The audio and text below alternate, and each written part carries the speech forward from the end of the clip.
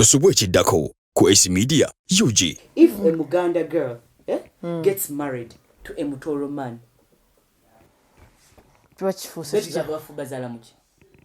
if a what? A Muganda girl gets married to a Mutoro man. Taba Mutoro. Abamuji. Aba Mutoro. Omwana aba Mutoro. Kati kali 43 birazi.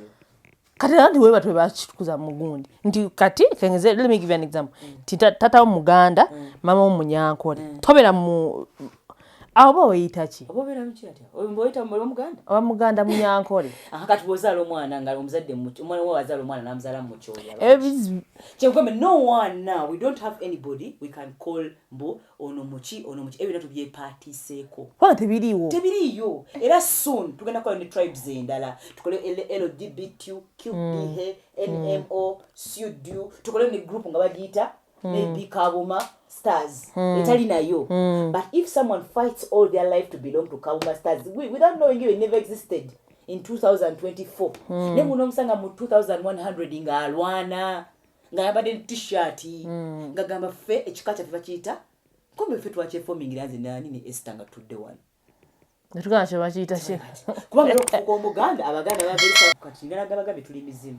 Chochi bagamba zende baka manya bawange nalota olyabuka nalota bawanga atuga nalota kubanga gwe nawo mmanyi bawo to mwagala byalavo inacho omwagalako omwagala sente either kulya bulungi either ito ina wakusula akuyambya kutadde makage okay yagala kusanyusa family yo ngenda kuchwa na ino mugamba nze singa gwe si family yange singa nakuleka dda manya muri kwekasinga bwekasinga you bringing more cases to each other. So it's very good to give yourself time.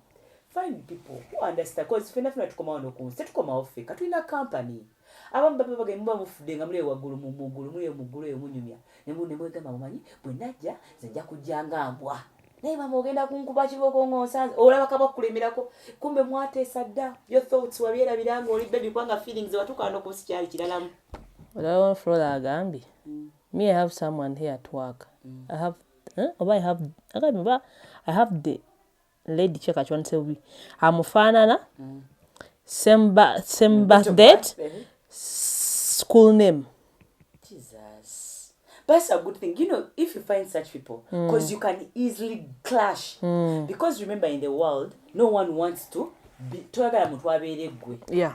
That person is trying to be me. That person is trying to be me. But me personally, I like it. I like people trying to be me because I know I can always be better. So you're me, the stage I'm in now, but I'm the someone I'm going to be tomorrow. So nizo kulekayo. Nera fuba nyonso meko nencha onsange tubelenga twambuka chi fena. Because then you're making me also a better person. Oh. Because if I leave and there are very many Julies who have evolved the way I've evolved, that might not be a bad place I'm thinking. That's why I want many of me. So if you want to copy if many of you people, because instead of people being lost, na kopa omuntu wageno omutomeza. Kopa musawo nyo musawo engeri gyakola ki? Gyakola. Eto kopa ate njogera yange. Kopa n'ebikolwa byange buliriza. Oshitegeera? Buliriza. Bayagala ko biri byokka. Kitwaki ngambe be yourself if you can't copy that only. Kubanga toyinza kumanya lwaki. Oyinza kopa omuntu okunywa omwenge naye ng'omwenge agunywa kubanga akola munaira. Actually, ekintu ekyo ky'abantu anyway. But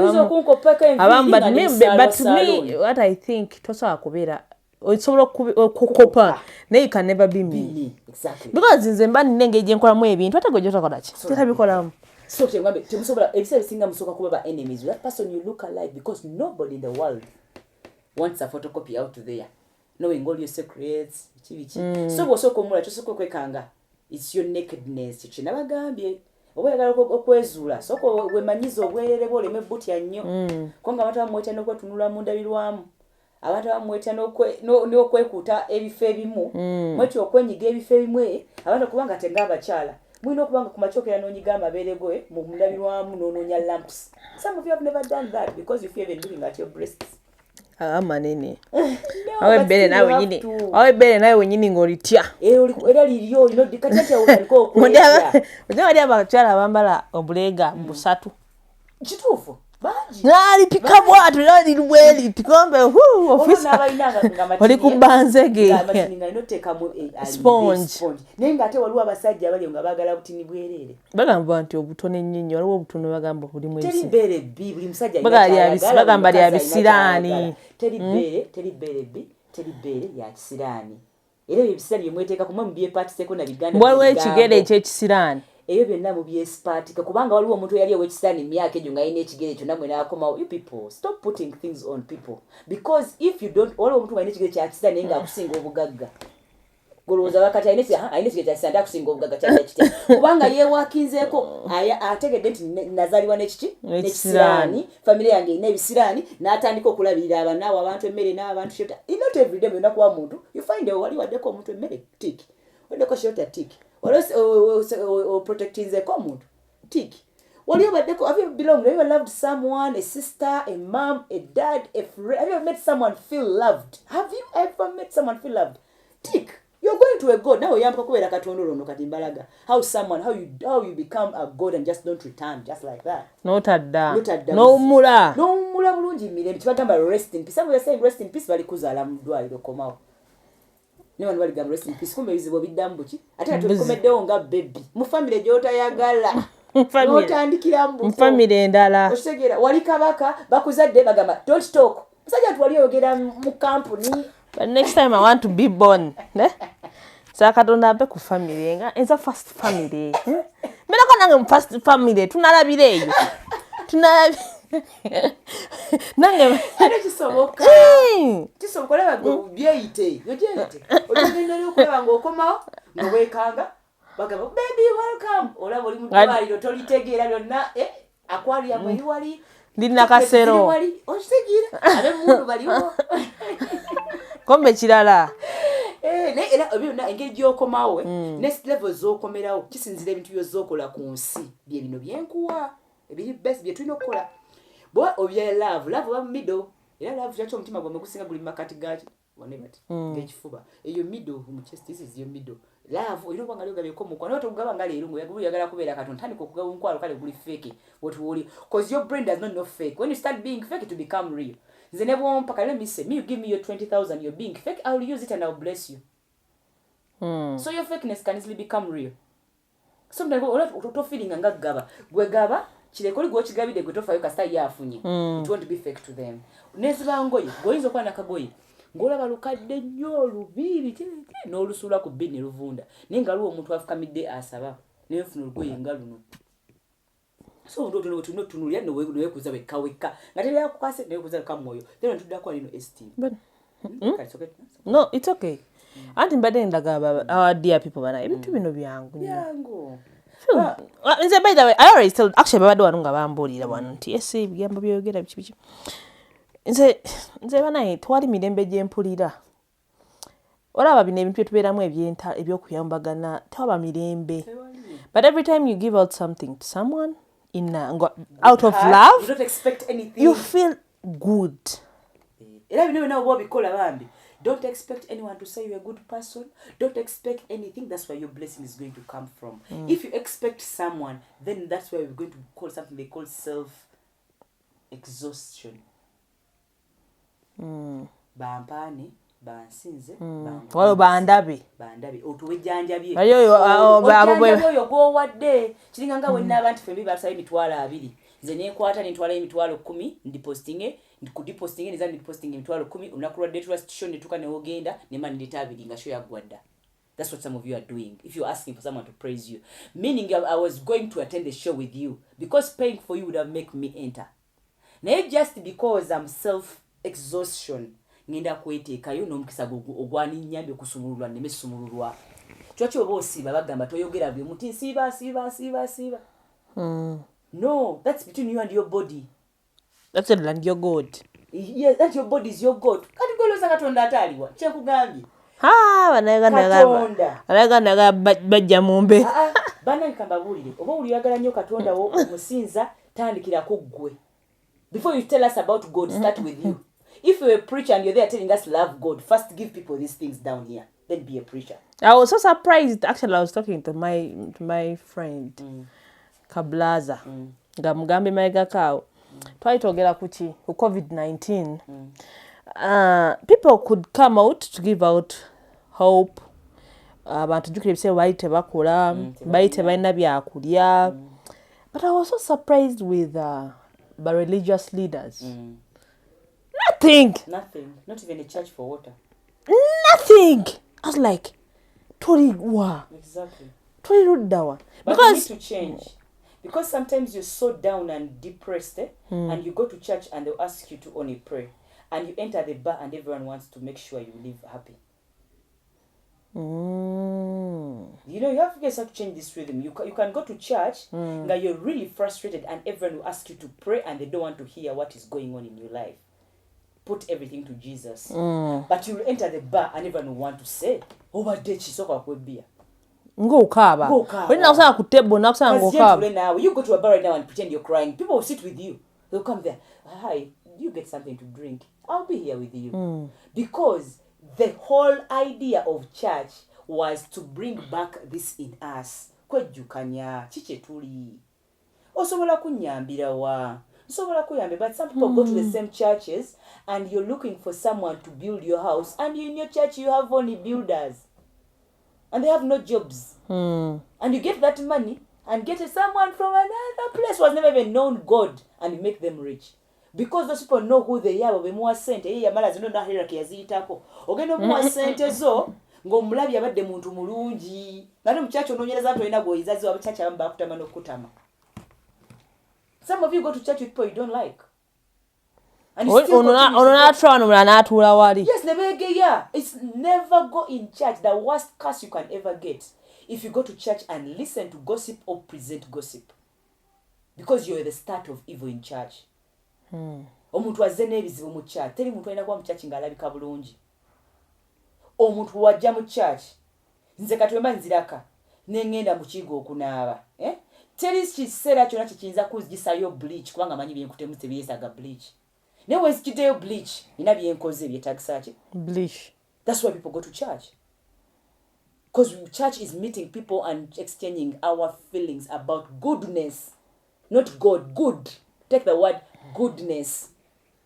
Because God is like you saying, tuwera waffe wakafe netwazalwa family emu ne wa naffe twakulirawo mu nyumba emu kwanga ffe twogera ku mama no. Mwakola mna kwa mama mu yali abetaaga okola ki? Okubeeraawo. Era mwatu wesa mwena mwakola ki? Mwavao. So don't blame your mother. Oyina Julie episazo oyina mama wange kwa twakulirawa. Mama wange yakinteka muno. You had a chance. Ewaka ku kikunganiro ye church kukunganirira nze ayina empisa embi ayina empisa ennungi ffe tukomewe waka mama waffe atubudde atugambe naye baana bange nkyabaagala wadde nse balaba bwetyo. So church is supposed to remind you of your cell ye yachi emmere yo church mmere ya mwoyo ebintu bye tutalaba. These things I'm teaching you right now should be taught in church. That is food for your soul. How do you heal? You'll be in church praying and they'll give you all the water to heal and kill all the demons. But when someone told me, actually, now in Nakasomi, I won't say someone told me. Now in Nakasomi, someone, the other gamba,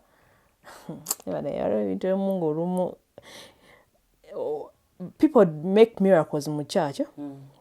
Oyina abeeranga mulwadde ne bamuwonya mu church. Naye twagakola omuntu basituleko tugenda bakola miracles ekiruddawo tulabe if miracles will come true. Yeah, but some miracles work. Nga bwe nkugambye, some people use those miracles for ego. Mulekerawo banenge mulaba ensi eno. Abantu amulwa kwa mutandise ne mu Bible bakibagamba Yesu yakuba abantu amu kibooko. It's because when you use your gifts God has given you. You use your gifts like a miracle. Miracle, you should never pay for it. If you're paying for a miracle, you're paying for something else. A miracle is something you perform by accident. And a miracle is performed by when some other person calls for it. Gwe, oyina okufukamira wansi. N'osaba n'ogamba naye Mukama. Lwaki sifunayo musawo anzijanjaba nenva ku kirwadde kino? Era oba oli ku video zo n'ogwa ku musawo during asomesa ku detox. That's a miracle. Zola wojje wange Esther. Ngoyagala bino nga ndwaga musawo mpulirawo iki nze okusoma. Usually I read what I've been going through because me I feel I'm just a vessel for God. I'm not God. I'll never be God. I'm not even close to God, but I'm a vessel to God. To God, meaning Mukama izo kunkozesa ne delivering obubaka bwe ewa esi. Eso oyinza okusaba ennyonyi mukama nangu gumulwa kwano ogusente ninde saba so okugulya ennyonyi okitegeera ekigenda kubeerawo kigenda kubeerawo okitegeera oyinza okusaba nogamba mukama essaawa yonna ekitegeera njagala nkomerewo nga ndi bakabaka ofuna mukwano gwo nga yani ye Natasha muwala wa Museveni nga best friend wo nate olaba bw'omukomerawo n'ofuna akaana ke n'ogumawo nga gwegwengoli wadde ogamba ssanga lya mbogo tubadde mu bwakabaka kabaka kati wali tubadde ku pulezidenti anti ogambye ng'osabye okomerewo mu bwakabaka right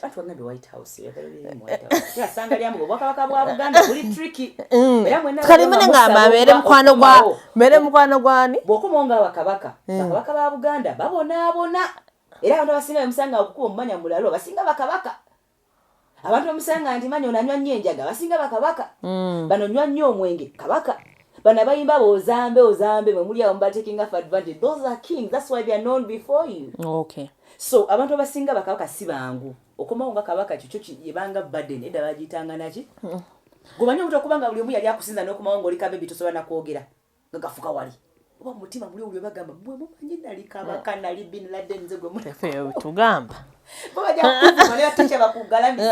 okimanyiza n'okujja nga mukimanyi nali kabaka nga oli musiru what are you saying ate no wayogerawo otyo bro musawo wayogera bw'atyo bro Brian musawo wayogerawo atyo ku kya kabaka I remember of pressure wegamba kabaka so wegerawo tonzijukiramu nenga waayo osanga omwana yali kabaka oyo agamba yali kabaka gamwe muwakana nenga yali if it's not influencing our gamba when ajane kugamba yogera kino if it's his feelings so respect people's feelings tomanya kikyali omuntu ajja kujjawo nga ayambadde ebigoye naina alinga kakyagambe nze mwanga and you be like no, pressure yali kabaka if it was from his feelings that's what we are yogeranga because some people really are strong in spirit nga bwe nkugambye waliwo abantu ng'emyoyo gyaffe tegifaanagana ngaliwo omuntu nga munaku kupe naye nga talinayo mukwano mwavu because tayagala kutereka ssente ayagala mwe muzimuterekere ye nanyi naye mwe muli mumwepankira kumbe singa ava mu bulamu bwamwe ssente zammwe zonna ziggwawo naddala bakabaka ne battira bya bugagga nti kabaka bamutira bafuzudde amafuta ne bamutta mumanya kabaka bazudde Diamond ne bamutta oyo kabaka bwakomawo n'ebintu bye era bamugagga ye bantu olambi yazaalibwa mu ghetto era wayitayo emyaka ago 2 ng'ensi yonna ye alina yizi kanye ajja kukeera ku makya nga muganda bamukulizeeyo mu ghetto ne bakuba kibooko ajja kukeera ku makya oba bamukulizeeyo mu kyalo kalibombe ajje wana bafuule afuuke headache kenzo mwene mulowooza mutamanyi luzungu ajje nga kabaka musaayi temuyinza kirwanisa ojasanga abaana bagambe nti omwana yabwe mwamulaba yali mubbi nga right now ye pastor gwe mukolaki that is how strong some people's spirits are ndojja mulaba mu mwaka guno ng'ali ku street oguddako omusange ng'atudde mu state house leero omusange ng'abulira enjiri yes it's because some of them these guys before they become like so that they can help people because they know where they missed abamba becoming kabaka by chance nga teyawako kusheta tayita muzino process mukama n'amukomyawo alozeeko yes so yekyabakola kubawa bino akolera bwaka kyakyandaga nkolera bwaka bwa muggulu bwe buno nzireyo in peace kubanga bamanyi steps ezokukola ki ez'okutwalira bazikola mu order ngone kiddako nekyokuna tulina kyebayita esteem bakyo kiri kitya mu Uganda esteem abali kuno mutuyambeko esteem kyeki nga bwogamba nti self esteem nga bwogamba nti self esteem nga bwona bwoba otwala kweno level olina okubanga wali oyambyeko omuntu in their self esteem nga wosanga omuntu teyekkiririzaamu nomuyambako yekkiririzemu yes oba kumugulira nangoye naawe ate kati goba okoze zino zonna n'ozigatta oba bamatulande ku ssomero kyokyo mwagamba najja omwana mu kyalo ne musomesa kuva piwa mpaka yafuuka doctor era oyo muntu ayinza okwebaka Mirembe kubanga abaagabidde omuntu eno n'abaagimuwadde abamu oweza nosanga si yamuzaala yamukyalira yamukolera buli kimu because agyeteekako nga ye badde n'agamba okuma abantu bange famire yange okulitereera kampite mwana omwana muwe buli kye yeetaaga essaala ze zirikola ki ziriyamba abantu bange even there are some cultures there are some people who used to give birth and the community will just come to pick your kids to take care of them kubanga bamanyi bamwali bakabaka era babalinda azaala ddi naffe tulabirire tusumulukuke famire yaffe era bamuzaala bagaffe tugenda okulabirira omumbejja zibiri mu movies abamu bamuteeka ne mu kisero olinga na famire omukyala gye yavaamu n'amuteeka bebi addeyo mu famire eri abasumulule bwavu so that naye gyali nga itatafayo omwana we agenze naye nga wanyama omwana we agenze sumulula abantu agenze mikono mituufu because some people in life some cultures and some communities have been teaching this hierarchy how to grow, how to go to heaven. There is nothing like going to heaven by Bible. Your Bible bigambo mbabuli ebigambo kuyambako kutambuza mu bulamu emmotoka ekuvuga okutwala ku dduuka si dduuka emmotoka era bagamba Bible is God. No, Bible is not God. It's the thing to drive you to God, to show you. But most people find ngagamba nze kastan manyi Bible oba kabaka wange manyi katonda nyo tomanyi katonda as long as you've not done this is where you're going to go to God. Kati ekiddako wano no estimate ino kubanga olina omuntu guyambe ku confidence olina omuntu guyambe ku healing omuntu okwetegeera abantu bawonyeza olina abantu balitwaddeko mu kyalo balage ebijja nogonako mulimo nola nga wenagamba Esther oyo no ejjajjawo oyo anti wo It is very important, meaning you have saved someone okwezuula, meaning oyanguyirizzaamu obulamu bwo. So make sure when you're in this stage of number 4, you try and help people to kwezuula. Omuntu wajana kwema ndi muganda, tomuvuma nnyo. Muleke mu understanding, respect them. Manya fena tulibamu. Just not to party because we need to belongings. Neto muganda ku belonging eyo. Kwanga gyayagala. Onjola numwana nga muzungu nanya nakugamba I'm a black girl no wakanira ddala nenga iwe kugamba je mwana wa Megan ajja agenda bali blonde nenga muddugavu akigamba because it's inside them they feel it but just because of the color they are wearing you keep saying you're white the person feels black because their great grandparents are black and you're forcing them to be what they don't want to be, you know. Then the highest here obagamba nti katona akikubye eno family telibonabona nebweribachi.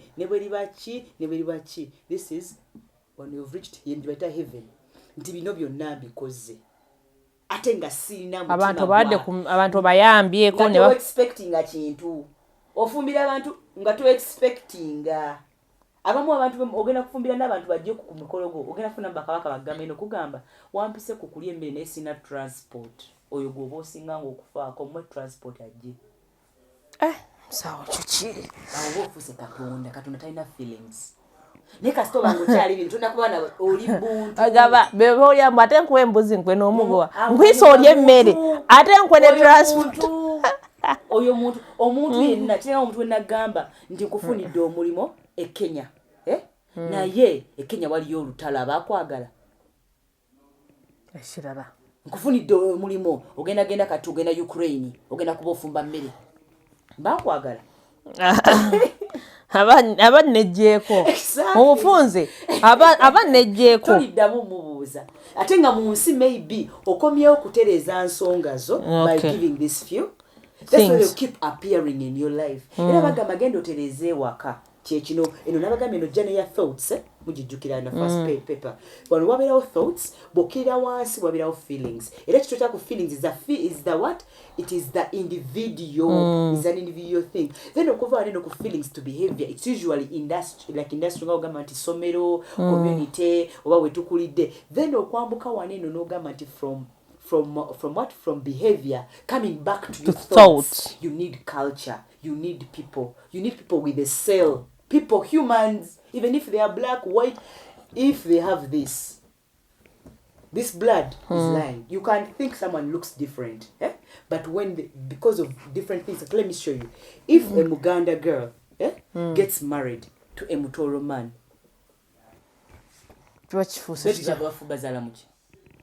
if a what? A Muganda girl gets married to a Mutoro man. Taba Mutoro. Abamuji. Mama yaba Mutoro. Omwana aba Mutoro. Kati kali 43 biraze. Kati nandi wewe batwe bakitukuza mugundi. Nti kati kengeze let me give you an example. Tata Muganda, mama Munyankole. Tobera mu Abo oyita ki? Obobera mchi ati. Oyita Muganda. Oba Muganda Munyankole. Kati bozala omwana nga omuzadde omwana wo wazala omwana namuzala mu kyoya. No one now. We don't have anybody we can call mbo ono muchi ebyo natubye party seko. Kwa tebiriwo. Tebiriyo. Era soon tugenda kwa ne tribes endala. Tukole LGBTQ, QDH, NMO, SUDU. Tukole ne group nga bagiyita maybe Kabuma Stars. Etali nayo. But if someone fights all their life to belong to Kabuma Stars, without knowing it never existed in 2024.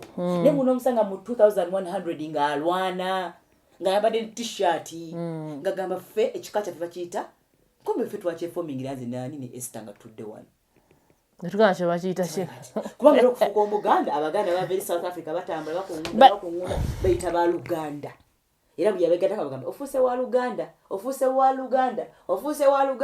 bagenda tukeno mu Buganda kyogamba ne balekeno Baganda baba waseno bazimba be bati bose bati Baganda. Someone told me, I know, actually before that, Lumu President Museveni yali awa statement. Abamu ne bajja bange ekisiru abamu yagamba bw'ati mbu tewali kisinze kwonoona ggwanga lino nga tribes na religions. True. Very true. And actually when it comes to Africa at large, tewali kisinze kutwawula because someone gave me a statement kanjibalage wano Katonda ansaasire. Yesterday nabadde ntadde ekintu ku status yange. Kati neteekako nti naye Uganda bino ebyabadde Kenya nti naye bannayuganda tusobola okulwana ng'e Kenya ne tukyusa eggwanga. Kati someone gave me omuntu ku status. So nangamba bw'ati problem is not Uganda but our own coward and hypocrites Baganda. Just imagine such a statement. Tafudde nayo ani gwagigamba. People, you should be very careful when you're saying these things. And this guy wadde nigayo ya President Museveni yakyogako naga tewakisinze kwonoona ggwanga nga tribes na religions because tuba twagala okulwana nga abakatulika ate abasiraamu tukwatagane nabo nenga mwenna teri muntu gwe bagenda kutta mugambe nti oli omusaayi gwagundi tuba twagala okulwanira nti kale bana kati nkolagane n'Abanyankole abo mwana Abanyarwanda abo mwana oba kitegera but that's a problem we have nti essaawa eno olumu n'ebintu bye twalikoze nga twegasse that's why because simply because amawanga n'amadiini gatwawudde ndi mukatuliki oba ndi mu kristaayo saga kukolagana na musiraamu oluusi nga tulina ekintu kye twalikoze nze n'omusiraamu ne kigguka but because tulinamu kali nti gundi si musiraamu gundi si mukatuliki gundi si mulokole sijja kukwatagana naye so you end up nga project ogifiiriddwa simply because tweyawula nina ekintu kye naalikoze ng'Omuganda oba ng'Omunyankole oba ng'Omunyarwanda kati kenkuwe ekyokulabirako Oyina atukaneko project oluusi nga yalifunyeyo omukisa naye sijja kukolagana baggwanga bwetyo. So statement eyo yajogera some years back kubanga kojange yagingamba but nze gye ntandise okukula kati netandika okutegeera ebintu bino tewali kintu kisinze kwawula era kati sawa that's the problem we have here. It's religions and culture. And why I'm saying culture because culture we have misled it. Muhiri kuwoza Abaganda wanayongeddeko chuga agambe n'okugamba even technology. Thank you. Yeah. Naye technology ye kyatuyambyeko kuggula aguddewo ensi eno temwantegedde bino bye mbagamba. Omanyi kisinza tukyaya abantu baffe ffenna okuvaana ku behavior okuddayo mu birowoozo byaffe kibadde kizibu nnyo kubanga olumu tweyisa empisa ze tomanyi bati tuzeeyisizaamu bwe tutyo. Thank you Sugar. Abamu mweyita Basiraamu nnyo oba mweyita Bakatuliki nnyo oba Bakristaayo nnyo oba balokole nnyo bonna saagala tubalekeyo bayinza ogamba twogeddeko limu basamize nnyo naye ogenda okudda emabega mu myaka nga 5 emabega nga teri famire yali amanyi n'ebyo bintu nga abamu bajjajjaabo babatemula butemiza okufuuka kye weeyita and they don't do research these people. Kitegeera ate kirala kitaliwo kye mutamanyi waliwo culture zetugoberera nga ziriwo twabya waliwo culture zitulina okugoberera nga ziriwo tugatta waliwo culture zitulina ffenna okugoberera eyo gye mbagambye bw'obanga baakuzaala bw'oba omanyi mu mutima gwe oyagala kuba mulamu manya n'omuntu yenna akuliraanye ng'alina kino n'ayagala obulamu. bw'oba oyagala kuwaana manya buli muntu akuliraanye ayagala muwaana si ggwe. bwe muzija ne nkugamba eki nenyumya emboozi yange tekikukakatikako naye kunyumiza kirungi kikugenda mu maaso go awo bwakatono otandika okukuvaako kikukakatikako okuwuliriza onyongera amaanyi noba waliyo kiyiseemu essaawa eyo tebatoyina kujjayo bibyo.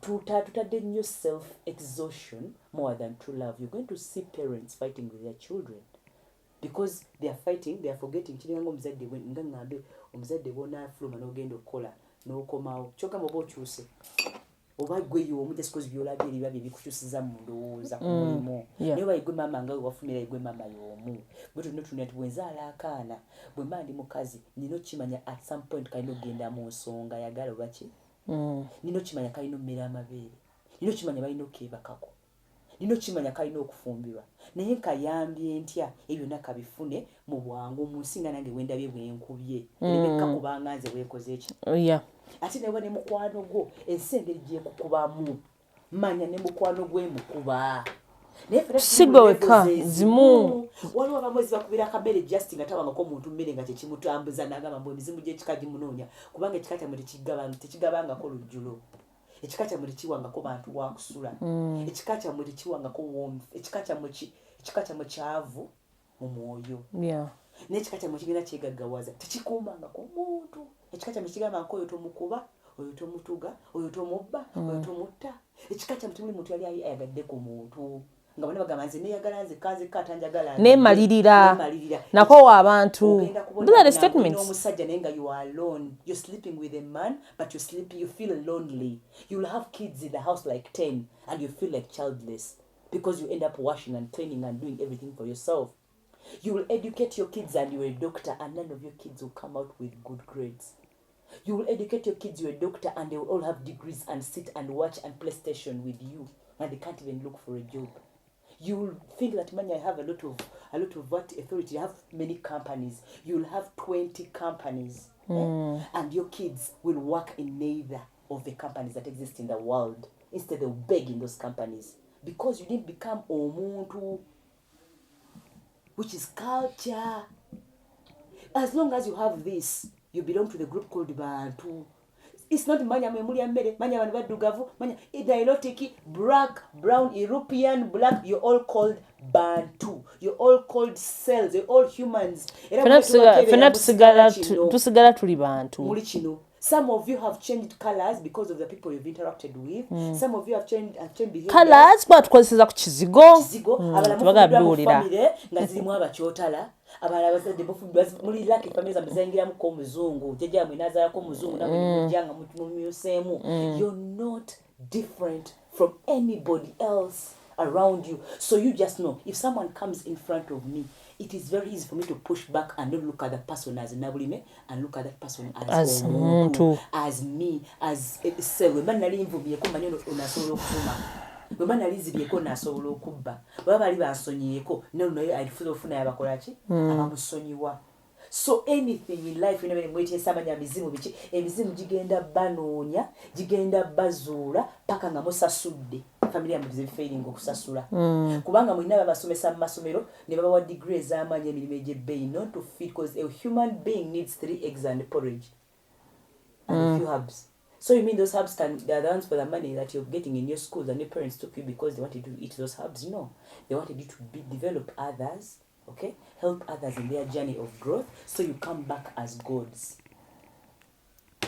Era kiyinza okuzza mbuntu kyokka olina kutandikira n'omanya nti feeling zange zaafa eno era kasita omuntu akuyisa obubi ofuna buli ofuna ky'oyita ego nti neeyogereko namwe ba tiktok abali eyo okola videos okazoka ziri about you. At some point you're going to lose meaning. Life is not about you. Life is all about something that you can be of service to others. Bako kyogattako bako kyogera ku society buli wewe exalting yes you will exalt tekigenda kulastinga buli bwowa just abantu to experience life to its fullest it will stay in your family as a legacy forever. babiwulira kyenfa baagala kimu nkudi ine enkudi ya muyina oli wano muna gye mwagala temwakolera ggulu bwe baga nze nkola kugenda mu ggulu kino bakabaka kibabeerako nti kabaka ne bwatambula kati muwenda mutebi kinkakatikako muyita kabaka ne waabasi kabaka teyajja nangamba nonda nga kabaka kiri mu musaayi naye asobola kiisaako atya mu baana be ng'akoze bino bw'atakola bino abaana basobola okujja nga balunkupe ne batandikira ku zero ku mmere naye bw'akola bino namakinga sure abantu abawadde emmere abaprotectinze ayagala alina laavu abantu abaexotinze olwanaga president alina okuyimirira ku kituuti before the president says I am the best president he has to first say my wife is the best wife for me my kids have been the best kids for me I am a great person because of my family. He's a good leader. But if he says I'm a good person, they are good because they like because you have money. Tell us something else. You be broke and your kids love you the way they should. If you have your mother and you only call your mother because you want what? Support. You only call your mother when you want. Just know you're preparing your future. That's how your kids are going to call you. Nga mama wo omukubira oyina kizibu. Baganda bo obanonyako oyina kyoyagala. Gwe manya n'abaana ne baganda bo n'abaana bo abaganda bagenda bayisaayo batati wanyagadde mwana wawulirenga unloved. Bw'obanga olinayo brother wo ng'oli mwana wa buwala oli eyo olinayo brother wo nga tomugamba nga I love you bw'oba kubeera ng'ese n'agamba brother wo yakubye mukazi we toyomba manya now you're part of the problem because you're supposed to teach your brother how to love. You're supposed to teach your sister men you're supposed to teach your sisters how to love.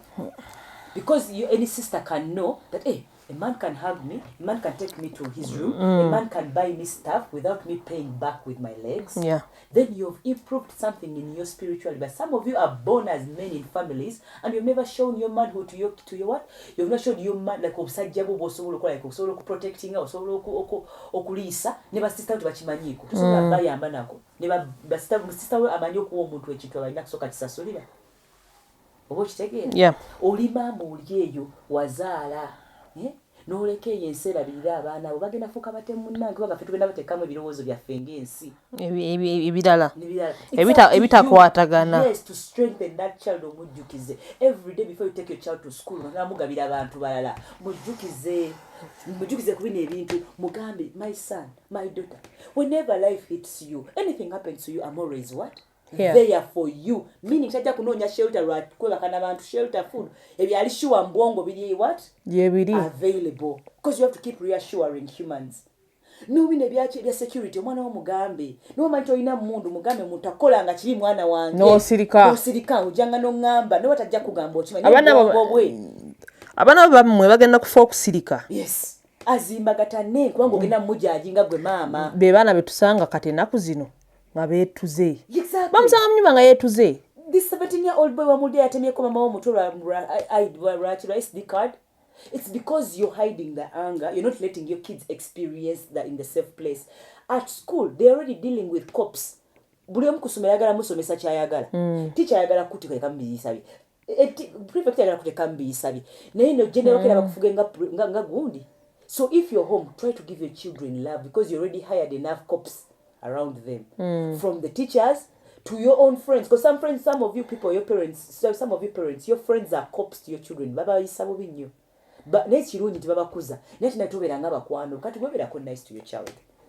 And but anyway, those are, you know, abana ndoza baba ino omuzadde boy no muyigiriza how to be nice to their kids. Reason?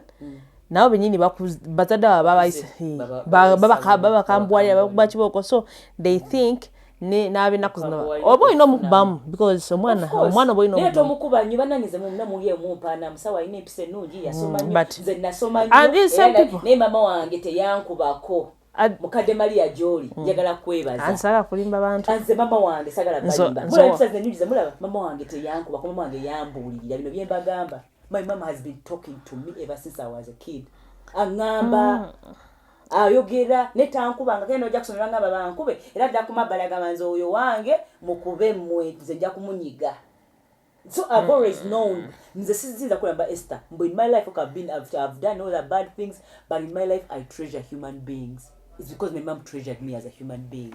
Anzo wange yankuba Yes, kati kola kati Wange- ate wange yansabula oba omwagala because kane jukira yakuba mukazi watunga akola kinga yijja kutagala naye kintu kyali kyatagala kikubeere.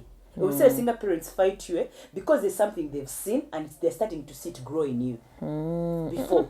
But most parents do that because they're not healed. Ngawe kugambye kubanga bambi abamba bana uti bamanyi ki waki your habit agitya nnyo na agi preventing. But if you find a healed parent, they know. It's like beating your child. The child is 19 omukuba okubaka n'abasajja ninga nawe omanyi bazadde bakuforcing okufuna omusajja at the age of 30 ngaito omuyina. So if your child becomes 19, ogoge nyino ino mugaidinga, what are good men, what is a good man out there, what can you do?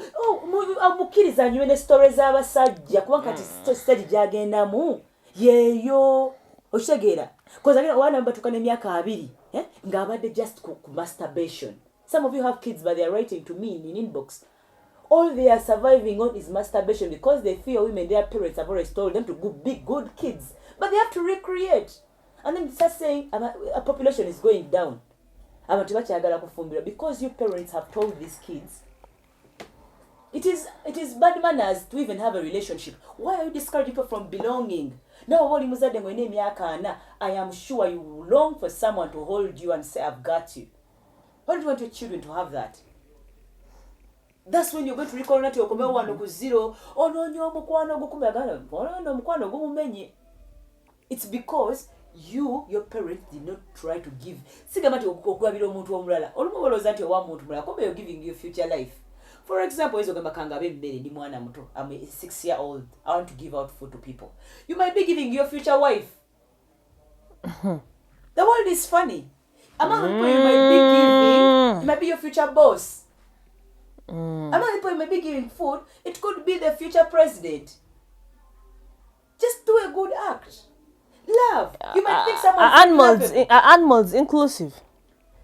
Animals come in as a way of animals are usually overloved by people who are unhealed.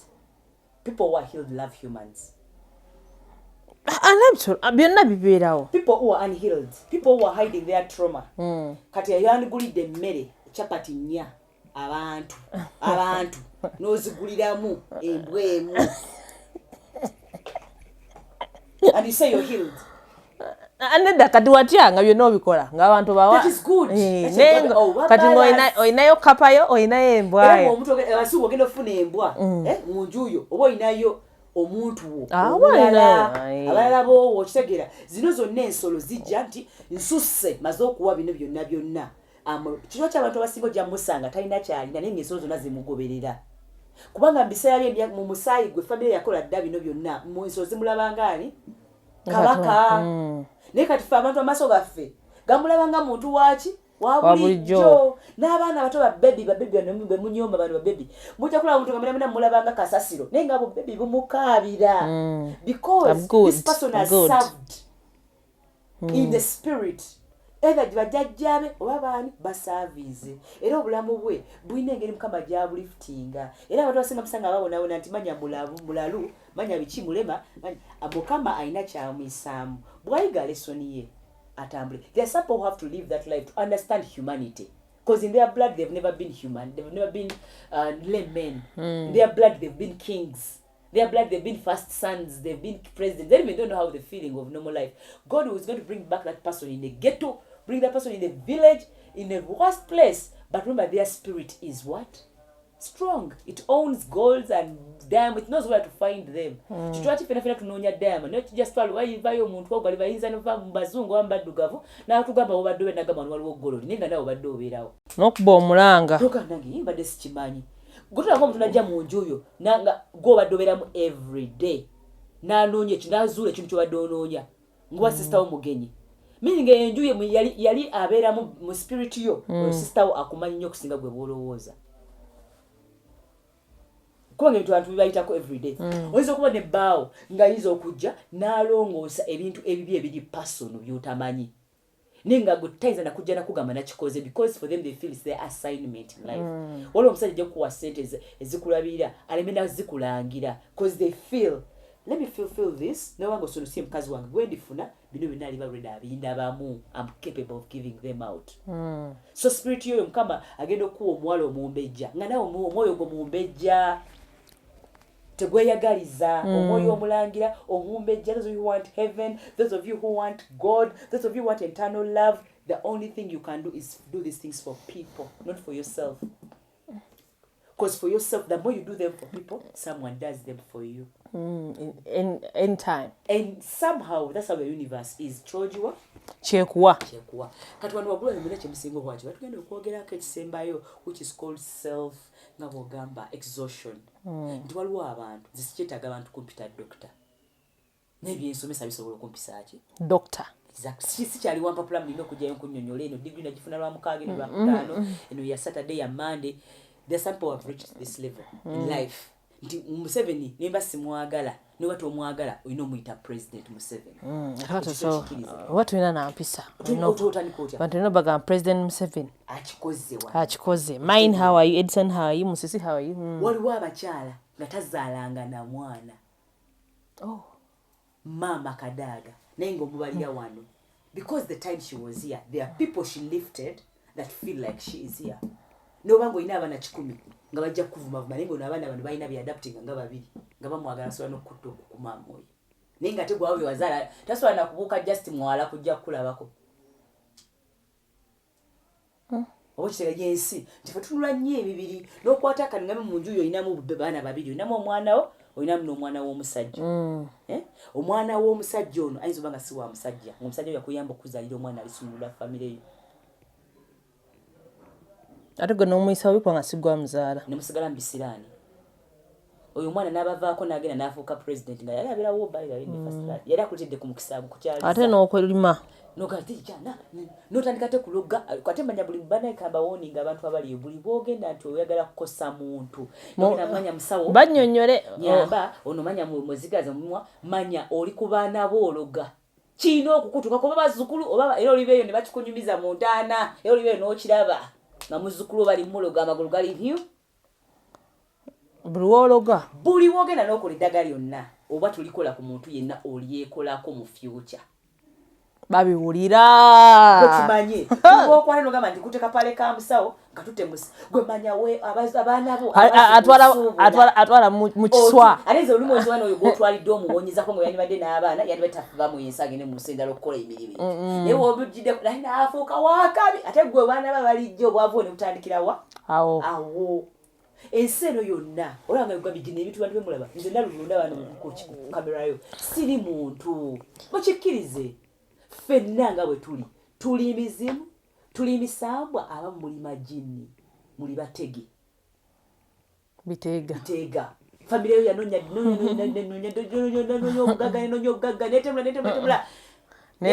obugaga nezala mugwe oyina okusomesa familia yo obulamu nokizayo mu mbeera oyina obbato kyalinga paka kuwulira bubi nga namwe buje muli mu nsi ng'oli kiteega ku familia yo ate ngeri bakuta balina tekitega ekirala nga balina kweterereza by how balina okulaga omukwano bali tebagina ogw'ekimi bino bibakola tumanya gwe bayise bulungi tukube ebyo namwongera kweteekako ki curses gutuntu ali familia yaffe anywenja katumukube gwenaga contributize ku kukuba manya weeretera ki bwavu nakumbaana bo awo n'abantu mubaleke babeerenga bwe bali omulira gwosanga nga teyeetegeera ng'omuntu kyoyinza omuwa gwali wabweru mwagala waliwo statement etera okukolebwa abantu abamu nti nenagundi my short stuff zentera okukola I always tell people always kyotayagala kukola tokikola abalala ne mbagamba nti buli wakola ekibi naye buli badde you have to pay for it. So people always come in my comment section gundi nga takinga antu mweyogeza mbwaliwo abantu bo balowooza nti that statement is not true nti people pay for their bo ne batasasula tebamanyi nti abaana abajja kusasula abazukulu olumu by the way olumu mugenda nawala olumu abantu abamu kukisinzira ku muntu gw'okikoze nga bwe nkugambye ffe twenkana mu hierarchy zaffe abantu abamu tulina famire zaffe nga zaatukako wano tulina famire zaffe nga ziri wano so bwe mba nga nze mu musaayi gwange waliyo omuntu mu famire yange ow'enjovu eyali atuuseeko wano gye ndi ali mu musaayi gwange ngenda ki mpola bwembanga ndi Hai, Tata wabutiko kanyenda kudala Joshua omukwano. bwemba ndi wabutiko abutiko babanga bakambwe nyidda era ababutiko batandise kwetereza batandise kuba abantu balamu bwemba ndi wabutiko jone tako obulogologo bamwe obulogologo bwatuke obulogologo bwa 5k akalo kagenda kuddira kakutire maamawo kakutire family yo ogaga obona kabutwale muve ku bantu muja kwata omuntu waliwo abantu bamunga n'okumumma obumya emmere omugaba bugambi omanyi siina mmere gyangenda kuwa n'ogisula ku bbini n'agisangawo notaliddamu kulya mmere eyo nali saagala lumonde yantama. Do you know what it means? Ekyo kibadde kipya sikiwulyangako. Wali oyagaddeko kale abasajja bali wali oyagaddeko omukazi nongo omukazi mulungi buli kimu akirina n'akwagala nnyo n'omuyisa bubi nga yoyo omukazi omulungi gwali osembye okwagala mu bulamu oba ssente yoyo omukazi w'essente gwali osembye okwagala nga bonna bakuddamu okwagala bonna lukupu bagenda kukwavuwaza tebalinamu ssente wadde ekikumi. Mukama yakuleetera omukisa osumulula famire yo singa kati wali okwatagana ne bakojja abo baani kubuulidde ne bagamba munange mu famire yaffe twafunako gundi waffe yakola kino ekino naye bw'ofunanga omukisa n'osanga omuntu we bati kubanga abasinga bagiyitanga misambwa bw'osanganga omusambwa ne gukola buno kino toguyisa bubi gwe gwagale paka wegulikola ki weguligenda okitegeera because people things that were too good they used to describe them as what this musambwa that even if you Esther nojja mbulamu bw'omuntu nobeera mu famire y'abantu ne bagaggawala ne banuuza ebyana ebirungi gwe batomanyi naye babagamba yaleeta omusambwa yaleeta omusambwa wambiri gwatuwonya waliwo agamba wano she got a point about women true kyoyogedde amina okitegeera abakyala abamu banange abakyala mubeegendereze abakyala abamu they are born nga bazaala mu diamonds some men were kings. When any king is born, who is their favorite? Princess. Some kids are born with the blessings of their king fathers, but because they were not kings in the earliest death times, like omuwaka gwe ninga guli ogwaddako baali ba kings ono muzukulu gwe baleese bw'akoma buli muntu amuliraana aba mugagga ate ebiseera ekisinga onnyiiza ku byonna abantu bamusiima era kasitoba nga oli okizuula nti bakusiima owaayo nnyo naye nga toleberangako na muntu n'abaana sigala kyekimu sigala nga owebaza mukama era sigala nga osaba mukama akuletera abantu abataalumye nnyo ki bulamu bwo era osaba mukama akulage kampa akulage ebagiyita batya community yo nti abantu benalimbaddeko nabedda abanantegera abanandicogonizinga mu bwakabaka bwange tosanko omuntu nakutudusingira omuntu n'omwagala nnyo okusinga n'omuntu amukulaze oyo muntu yaliko mu bakwano bo nobeera surprise naye yakkiriza okukomawo naye mbwo lwakaba tetukirowoozaako nnyo oyinza nokifiisa era olumuyinza olwa ne mukwano gwo noba nomugamba nakimanyi mwana gwe wafaananako mukwano gwange yali gwe nanyina mu primary oba yalagawo kumbe osanga Esther bambi yeefiro nomulala kumbe osanga ona omusaayi ngambe bakuzaala bwogo bazaale ba Esther balala nga 10 ng'omukwabo akomyewa ako Esther kyeyani kuwadde nga balina kukola. That's why I used to play those games of okukyusa wakati nga tudduka. There is what they call tap out. But the time you tapped out, have you taken that? Odusiza akago karali kanakago ke baddusa. Kadusizeeko ku family y'erijja wabene tumanyi bani abagenda okuja. Kadusizeeko wana liswe bajjira baleme kutandikira ku zero. Wanga goina chance. Oyina chance erisa tego kikola na kajanja. Onyeka bali emyaka nga 5.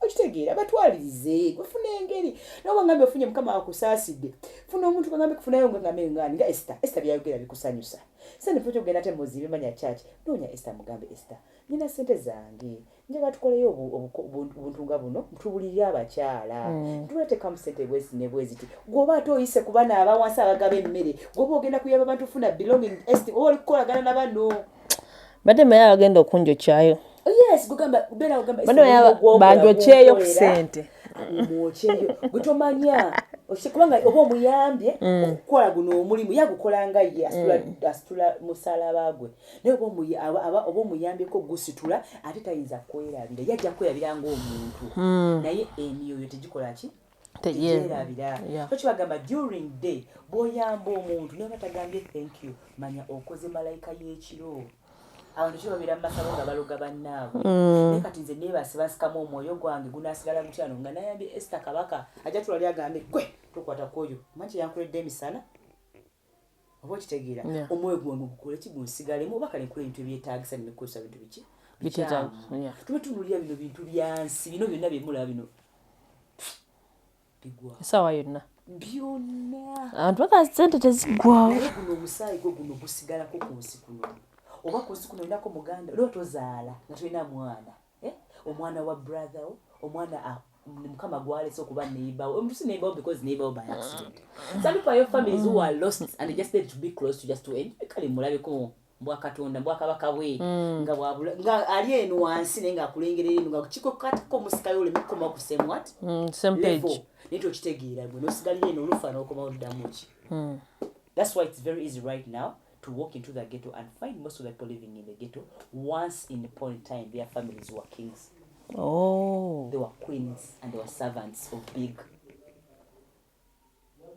big professions. Abasinga we bafa. We batebatereza zino nsonga nga babadde mu zikambere very well off abana bange batwale on in very expensive schools enyumba yange nsolo muzikana abana bange era bwe butera bwofira abana bo era baddeyo era na psycho era inzo zalo muzukulu nalebera mu ghetto nanywe enjaga nabereyo nenga mu sente zona ne chumba cyangwa kikadde wakirekawo kiri wano kiri kukola ki tekina makulu kitandise okwono wakati abana batatu bazimbye ennyumba ziringa escalade ziringa kizakutambulira mu ejo kyali kwenye kadi yozima mu 1992 nenga abana bazimbye ennyumba za 2000 muzirabyeko 2024 zina designs nenga mulako because you were mean family yamwe ne stack mukana akantu akakadde niwe abulyafa buli akoma buli muntu afumbire wamwe addayo kuki tuzira buli afumbira addayo kulebese buli azala buli graduating ninga olinga mugocha bali mu njuyo bali well off the moment they graduate because now they're no longer counted as your kids they are in society we count them as individual they come because if they're still living you and the individuals then they are failures meaning they have come back to this they are at your house for food shelter and warmth meaning you were not able to during the time you had this money you concentrated on these kids only you didn't look for any others and share family nungi nnyo foto kutwala omwana wange mutwale Kampala parents kampeko sister wange sente atwale kuno wana ngagende musubiro kale yin nomo nga milioni hana waka ilinga like mingala mitwalo nga nkaga ni kuteka milioni 2 ngate bagana nge bonna bati bakola kibaina bana basoma bo kigabanya mukama kwe kwangu omwana wakula nga asomera Lohana ayinayo mukazi niwo okugera n'embozi bakola ki ezigata nobanga wasigalira nga sister we yasigalira yeno ono mwana we agenda basika abalikeni wa ate bajukire era ne wabalekayo n'atabayamba be bagenda okuloga bali ababa anti alaba nga tusinga nga tweragiraho baba kulogere zezo family olaba kati bali walo bali ba president ngana kanecho kule banoonya kinonye meaning abali eno mfo kyo kuyamba banene babiri basigalinga baka for example if I am Dr.Julie ondabe ku TV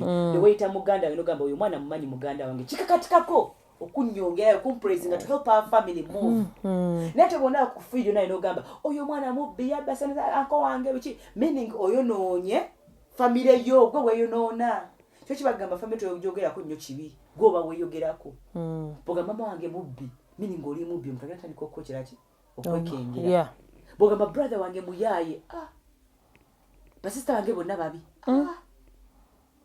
ngobona bona zara unafana nabati oshegera bona kamanya zara family yange yatamanya nnyo bona bona ba loser you a loser era omukisa guba gugu kasola family yange inachekute duka supporting because they are helping your grandkids have a name in life your kids will never suffer abana Bob Marley for example even if they come here they will say I'm Bob Marley's child you start saying okay yingira because their father tried to clean up this oshtegera mbu yasika yena sinamba ngogamba yasika Jamaica namba na ajiwanika in a good way it's very easy for the kids to be happy but imagine he had killed like Hitler if you see Hitler's grandchild nibakwera ngatwiza ku introducinga omwana muze mwana ngeni yafunye omuzungu ali awo mutemutemu bebate mulanga abantu ebwe no waba muzungu atatosobola kwewana ewe oshogero weko kama wewe ndo kale yendo bwana kuita ne mama Hitler bangu wa family yawe yote wacha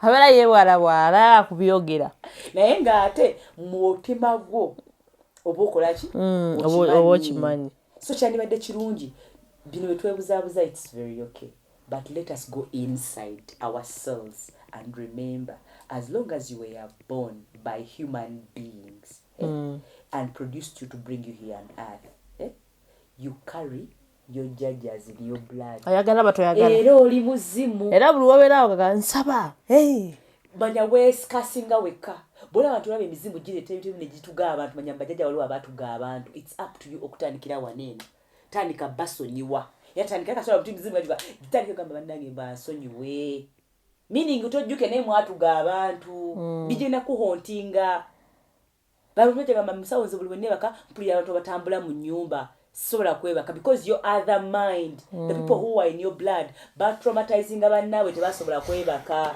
oli yebase ne bawe mu kisenge bebase gwakuba ajja kukola kubunga mukozi oli kazini oli no wansi olifulonja food shelter ne baka ne bawo ono omuzaalemu otandise kikolima ekirala otandika okugamba nange bawo ye yankwana nange kikolibwa amagulu galina okugaggalawo banange abakazi ekisinga tefe abakazi tetulina mukama kye yatuwa oba obugagga obutonzi bwaffe omwoyo gwaffe yaguteeka makati g'amagulu lwaki simanyi omusajja alina wakwebakako emirundi 3 ekitiibwa kyakwasi kyekimu omusajja takwebakangako akuwa ekitiibwa baba takyakuwa kitiibwa kisinziira kyaba banga beyakyukamu kati kisinziira kyaba ayagadde that's when you know the real human being that's why bagamba nga tonaba kubikulaawo ekitiibwa kyokyo nguyagala omukazi nalina nguli eyo toyagala kwekosaakosa oyagala omusawo yagadde buli nali yagadde okusigala nga ndi piwa nentaasa famire yange first control your legs if you're a girl and you're out there you want to clean your lineage first control your legs pick someone person you want to satisfy that place let them satisfy them to your fullest and leave the other worlds alone because that place is the biggest place that attracts evil. It's the only place you can share spirits with men. Tukale mu Luganda. Yengeri yokka gye nsobola okukola decisions nga sizange. Yengeri yokka gye nzikiriza okunduga nga sisabye kwekuba kuwaayo magulu. Yokka era omuntu yenna akolakako asobola okukola alina bw'ayagadde.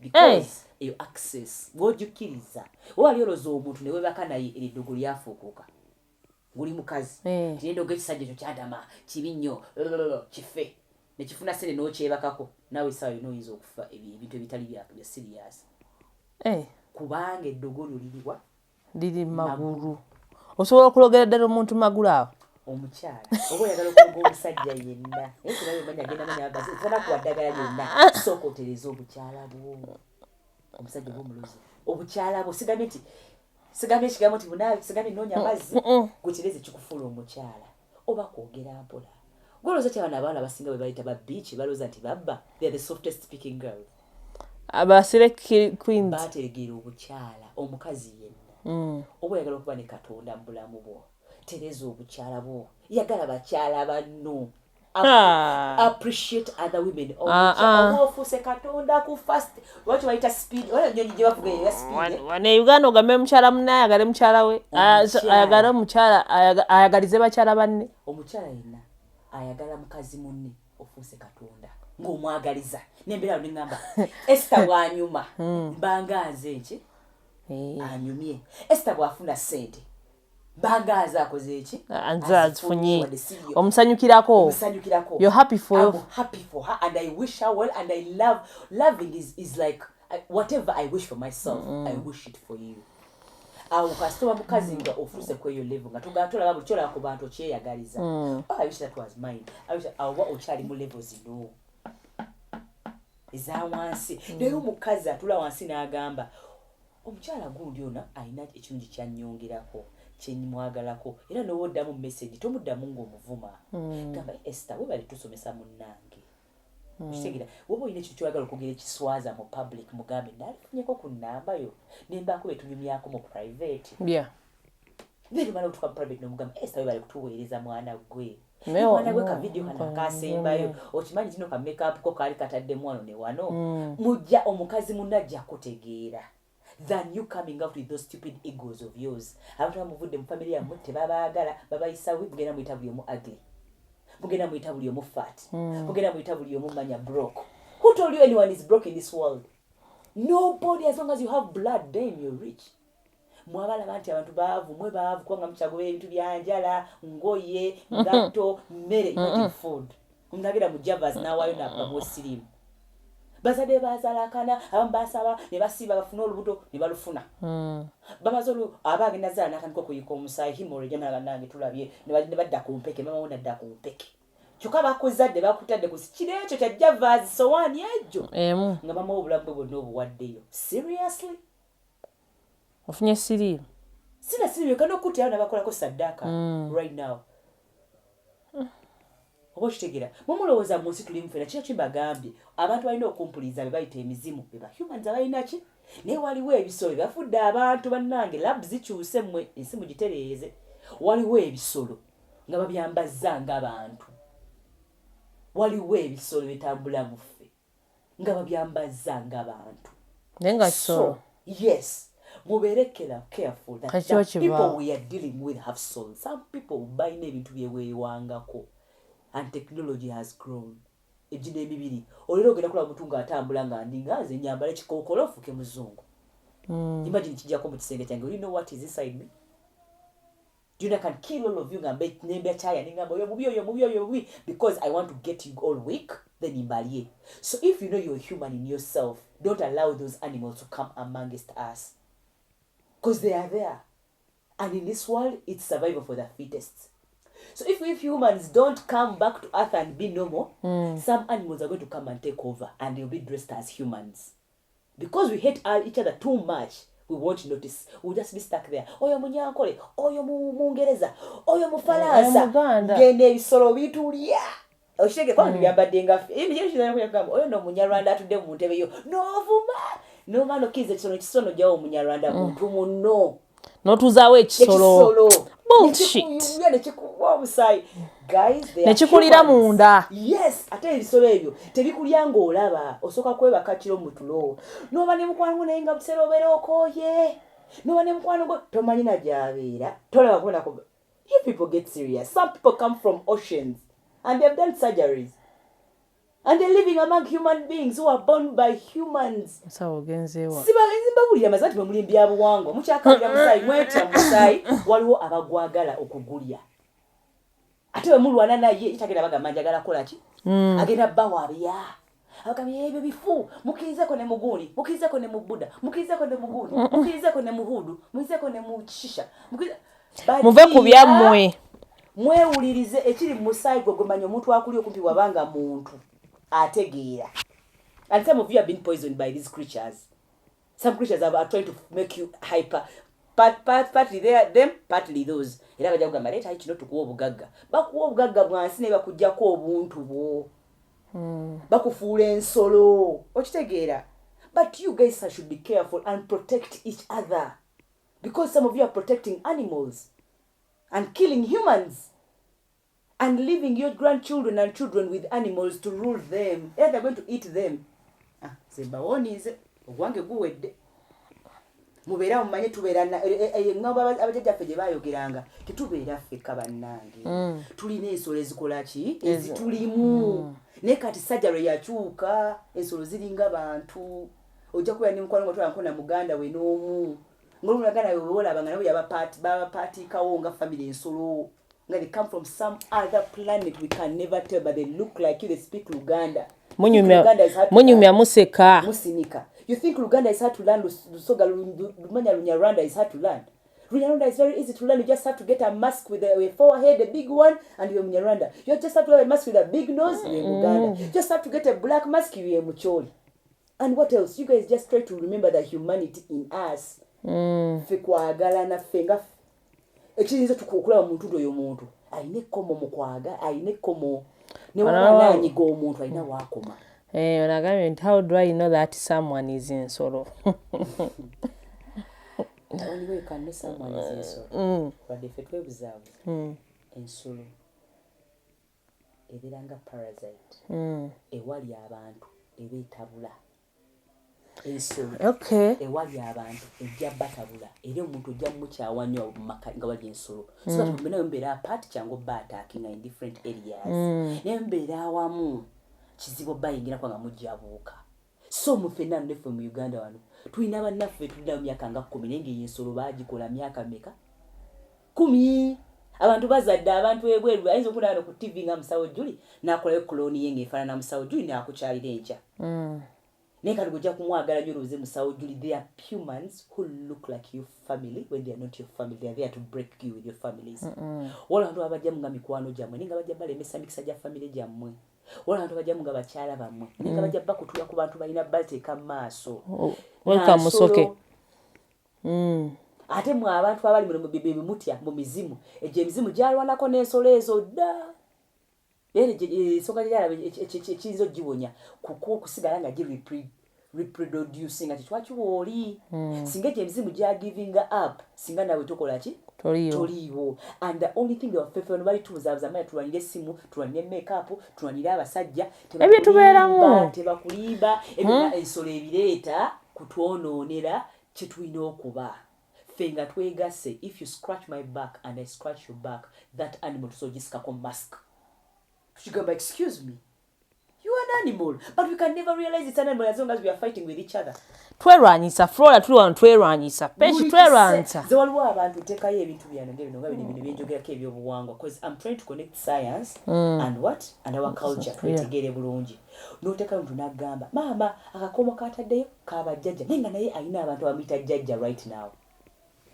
The problem we have with Ugandans simanyi kumanya omuntu ajja kugamba nze ondaba nze naloota omuzimu ne gujja ne guntuga mwana gwe natenjera sisagala nnyo bakulikuta ku kati n'ekyo manya oba okyali mulamu ogwo omuzimu gwe weetuga ne weepanishinga kati weebuzi neetugira ki tali kutwala mu mbeera zo. Sometimes your ancestors will come back to punish you because you're repeating what they did. Owala n'abantu naye nga tebajjajjawo ekyabatisa kuwala n'abantu nkyawa abantu kati kyebagenda okukola bagenda kukulaga mwana waffe ekyo si kyekituufu bagenda kukuleetera okuswazibwa. Abantu bamujja kubeera nga wakomera n'abantu nga tosobola kukyala magamba kasi kubanga nti abantu bakutamwa naye waswala olina bye wakolayo meaning bajjajjawo bakooyo balabisa kati bagala bafuneyo omuntu anabayamba okwambuka kubanga balaba buli ajja abazza kuzira ayo naboonoonyi kinga nga bona abandi ku lugendo ngenda Masaka nene nzije wona onfumbira chips nenemerawo emyaka ebiri singa yebakola kiba kirala nnyo ekyo abamu musi azaalibwa era agamba nze olaba baby bagamba I will love my mommy all my life, I will love my sisters all my life. Always at 12 we but abo nyi bafukira stupid because tuva kumulamwa influence nofuna mukwano gwo nakwagala nnyo nakukyalira everyday ne weeyabira abazadde baba akuzaala noloza mukwano gwo asinga abazadde bo. But me I still have a problem nekiri ekintu kyenkugambye ekitawaanya bannayuganda adde omukulembeze yakyogera abasinga balaza tebamwagala tewali kintu kisinze tutawa tumenya nga ddiini nga madiini I won't say ddiini nga madiini na tribes races zitulemeseza nnyo nti mukama ayina group gy'abantu gy'asitudde paka eno nti omuntu right now waliwo abantu mu nsi kati right now ng'ayina on their account they can have over 500 million. They even don't know what it is used for. Soon or later, if God does not do what he did in other between tusomako mu history because history repeats itself bw'atabijjawo ne babafuula mataba okubazaayo ku food shelter then ajabjojo kijja kugwa which is not possible because mulimu abalungi naye abalungi lumbonaona lw'ababi abemulemeza nti kali ejosanga ng'esezimu ezaali ezakabi nga Syria zizzeeyo kuki food shelter warmth. Because the time they were here, they did not remember to lift other countries. Libya. They oppressed, yes. Libya, when it was the head of Africa, they had to, what the least they had to do was to make sure to lift anyone, to make sure. Abiranga bo. Bw'ogulumiza kambe kati ensi yafutuzudde amafuta. Tugamba buli Munnayuganda abeerenga alina mansion, tuba tuli bafu. Tunaga tufune ssente, tuteeke bantu bakole coffee tumuweereza abalala nabo bakole ki bafune ekyokulya. Awo ensi yafizo sigala nga ngagga.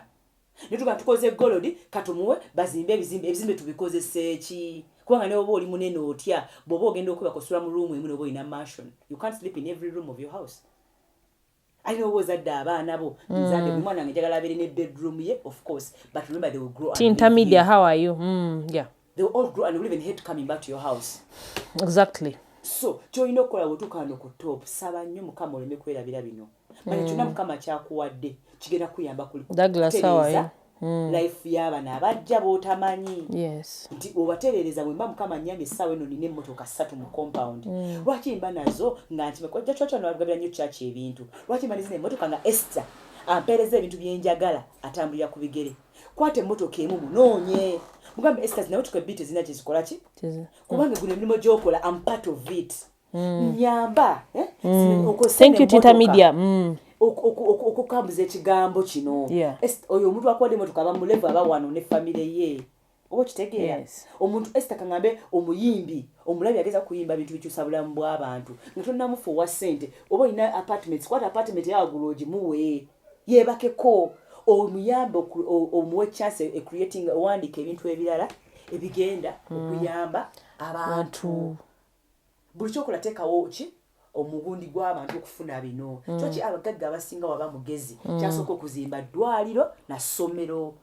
awo n'anyumirwa omusimbi gwe n'abalijja n'abalijja ne bagunyumirwa kubanga eryo eddwaliro aziro nga n'omuzikiti ne kyaki abasinga babikola ebyo because these are gathering places and people need them era abasinga bazimbira omuzikiti bwazimbira omuzikiti mu linnya ly'omuntu mu basiraamu era bagamba empeera yaani yatata waffe gundi omubayiza n'oli wenye bagamba mazidi gundi thank you buli abantu bajja ne bakuŋŋaanira mu kifo kyo omukisa gwe basabiramu ekyo kifo kye weekoleranga gwe ofunako ne famire yo era n'okusonyizibwa okusaasirwa ekisa ensi ne mukama kyali balaga kiriva ku bantu abafunyeemuko muki mu famire yo so tukole nnyo mu nsi tutuuke ku level eno tusobole okusumulula famire zaffe tukole nnyo mu nsi let's do good so we can be able to also help others coming after us because we are the same people repeating it tukomawo mu series as long as we don't learn ne bwe tuyiga tufuuka wano eno level ogimanyi tali yavuwala tali gaggawala tali kola ki ali wano there are people in this world this because people bantu beddugaza osanze family yo etukula osanze bazadde bazimba tumanyi lwaki bali awo ate kutandise kutta komuna thank you Tita Media so if you're here and God has blessed you you're here you don't need to do too much bate nange kankole nnyo vuko wakabinge nnyo nange ebirenge ebya tata wange Museveni tata wange Amini tata wange mama wange Queen bweyo bakolere kyo wakita or you know to maintain this your family to always be part of this so you have to support these people your family stays in service to the world and your family never come out from here you can't keep money to keep your family here but you can do actions and you can do things in life to help your family stay here because people will keep them here niwezi ba products nga mwe mwina company esinga okutunda ebintu maybe you're the owners of Sony remember the more you supply these people with things if you make more expensive things here these people will be able to afford them because you've already helped them with food shelter and warmth so bino bino nebirala biba bijjana bikuyamba ate ayambe kono batambulyewe batakajegere okay tukiddamu wali eri nkiddamu wali mbagamba bana tebakinsinze tutawaanya nga kubeera sigamba nti amadiini mabi amadiini malungi nnyo naye gatwawudde nnyo okay so senga ebintu ebyo yes buli omu abeere mu ddiini naye amanye nti waliwo ekyenjawulo ekirala okitegera nga bannange muteeka magambe toyita ddiini yiyo tomanyi gye yava temulekera oyita ekintu ekyammwe nze nagenda ebweru n'enswala nga neeyita mukatuliki asinga nenyingira mu kyaki nimbagamba nimwe muli okatuliki wammwe bufu lwaki mukola kino kino omukazi yantunuulira n'ambuuza oyita mukatuliki ennyo nnyo abutegeere nnyo eyo erinnya Maria Mangadareth litegeeza ki nange kutegeeza kitegeeza mu famire yaffe nasirika so chichecho by the president Museveni nga mbaga yali yakyogerako sometime it seems yes actually fena no kutabera okubeera united obokubeera ne unity eyo mba nandyagadde nkolagane n'omuntu naye ngamba oyo musiraamu nze nkola musiraamu oyo njogera temunyankole okitega so opportunities nezituyitako bwe zityo okutuuka ku birungi nebituyitako simply because tuyina ebintu ng'ebyo so senga tugenda tubyejjamu mpolampola tuyigiza n'abalala tujja kubeera omuntu omu buli kintu tukikola nga tuli omuntu omuntu omu ekitali ekyo tugenda kusigala tuli awo nga tuli under abantu n'eddiini tumanyi gye zaava n'ebino ebyo byonna byetuteekako tetumanyi gye byava but at the end of it all we shall lose it all yes actually nabirabya mu lutalo lwe Kenya ng'abantu boogera biki era nendaba statement ngenda kuyita mukwano tovaako so nendabaawo omuntu yadde agamba ati Kenya ekiriyo bonna bazze okulwanirira okukyusa taxes ezo tebafuddeyo nti oba oli mukyukuyu nti oba tebafuddeyo but they came out bitunyiga ffenna oba okitegeera so please guys tubiveeko ebyo byoga nti okukolagana naawe olina kusooka kubeera wa tribe yemu nange oba olina kubeera wa diini yemu nange diini oba oli awo okitegeera so wetubyogera ebintu bino mulowooza nti tubeera just however tugenda kuvaako ku S Media Uganda tusooke tuddemu wano ku live waliwo abaagala okudiscussinga so bye bye esi ku YouTube then tugendeko wano tulabe nga tudiscussinga so we are open to you guys abaagala okutubuuza wano ku bibuuzo yes so waliwo abadde ansaba wano okujja naye hunazzemu n'asaba bamuyita Tinta Media anti wano njagala joininge wano How are you, Ola?